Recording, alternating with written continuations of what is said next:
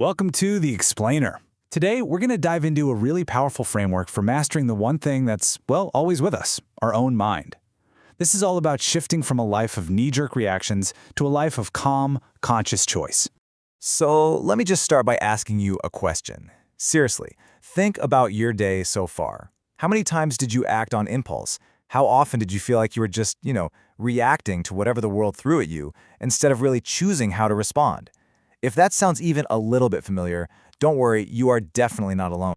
You see, at the heart of this whole challenge is this kind of internal conflict we all have. It's like we have two different operating systems running at the same time, an impulsive mind and a discerning mind. And honestly, understanding the difference between these two, well, that's the key to taking back control. Okay, think about this analogy for a second, because it's a really good one. Imagine a dog seeing its reflection in a mirror. What does it do? It reacts completely instinctively. It barks, it gets ready to fight.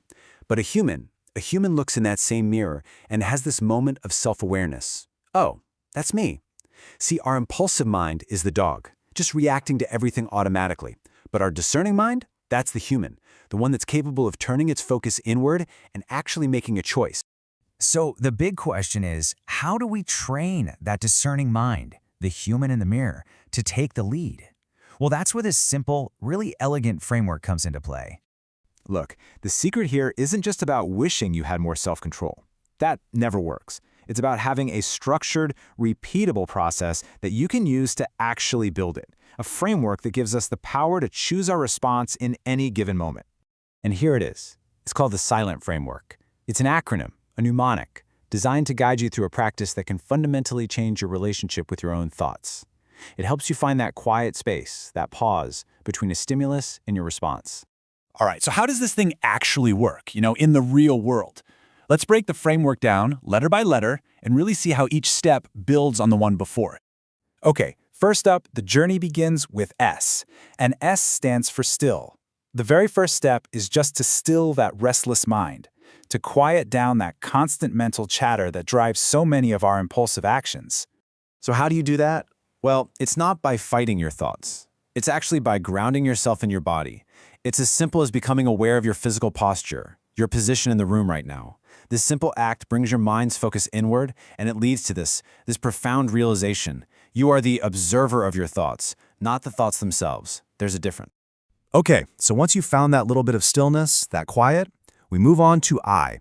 And I stands for invoke the inner space. This step is all about going a little deeper with our awareness. Now, this is a really important point. You're not trying to create some new magical space. You're just noticing the space that is always there, that gap between you, the observer, and the thoughts passing by. It's kind of like the silence between the notes. That's what makes the music possible. Next up, we have L, which is for let go of worldly reliance. This is where we start to deal with all of our attachments. So in this context, the world isn't just the stuff happening outside of you, it's also your internal reaction to it. Your anxiety, your anger, your joy, all of it. Letting go means realizing that your true self isn't defined by these fleeting states. The metaphor for this is just beautiful. It's like your mind is a tree, shedding old leaves in the autumn. This practice helps break that deep-seated habit of linking our inner peace to things outside of us that are, totally unstable. So now we get to E, embrace the present moment. Now this might sound like something you've heard before, but its role here is super specific and really important. The present moment, it's not just some nice, fluffy idea. It is the only place that life is actually happening. It's where real, permanent peace is found. Our impulsive mind, though, it loves to live in the past or worry about the future. It gets so confused it even thinks of the present as something that's already gone, like, oh yeah, I had a present moment yesterday. By constantly gently returning to the here and now, we interrupt that pattern, we break the cycle. And that brings us to N, for nurture inner peace. This is where we shift from just observing what's going on to actively cultivating the state we want. Right. Nurturing is an active verb. It's something you do. Once you become aware of that inner space we talked about, you reinforce it. A super simple way to do this is to mentally drop a mantra into that space. Something like Om Shanti. It means I am peace.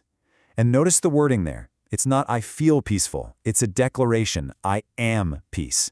It's a powerful reminder of your true nature underneath all that mental noise. And finally, we have T, which ties this whole thing together. Because this isn't just a 5-minute meditation practice, it's a way of life. T stands for teach the impulsive mind. And this, right here, is the ultimate goal. The silent framework isn't just for when you're sitting on a meditation cushion. No way. It's a tool you use when you're doing the dishes, when you're stuck in traffic, when you're having a difficult conversation.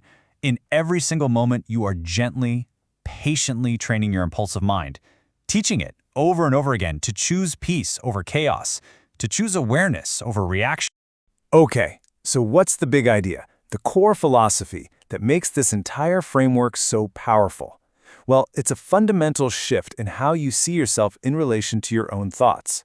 The whole philosophy is captured in this one incredible metaphor. The sky does not move, even with millions of birds flying around.